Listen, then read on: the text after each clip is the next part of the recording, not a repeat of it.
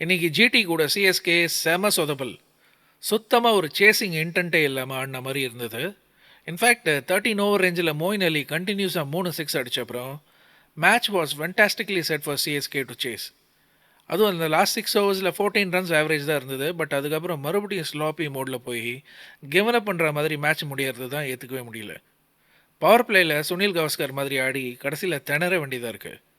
One of the worst decision in bowling was to give full overs to Daryl Mitchell. Moeen Ali டூபேன்னு ஒரு over கூட try பண்ணலை.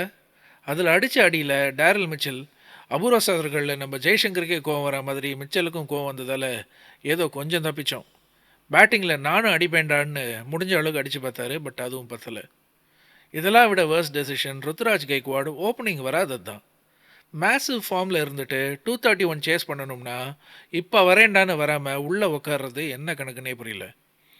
நல்ல வேளை 230 அடித்தாங்க.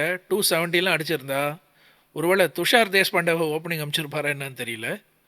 பாஸ்கி ரீசன்ட் கிரிக்கெட் ரிவ்யூவில் சொன்ன மாதிரி டெஃபினட்டாக தோனி இனிமேல் ஸ்ட்ராங்காக ஓப்பனிங் வரலாம். அப்படி தான் சச்சின் 50 ஓவர்ஸ் கிரிக்கெட்டில் திடீர்னு நியூசிலாந்து கூட அதிரடியாக ஆடி அந்த காலத்தில் பவர் பிளேயில் ஒரு கலக்கினதால் லைஃப் லாங் ஓப்பனராகவே மாறின மாதிரி தயவு செஞ்சு தலை தோனி ஓப்பனிங்கே வந்துட்டா பெட்டர். அதுக்கேற்ற மாதிரி அவர் என்னடான்னா ஒத்த கையில் சிக்ஸ் அடித்து பேட்டை லாலிபாப் மாதிரி வச்சு பாலை பறக்க விட்றாரு. நினச்சி பாருங்கள், 6 ஓவர்ஸ் ஓடவே வேண்டாம், 10 to 15 பால்ஸ் பேட்டில் மரணமாக பட்டால் போதும் என்ன நடக்கும்னு நமக்கு தெரியும்.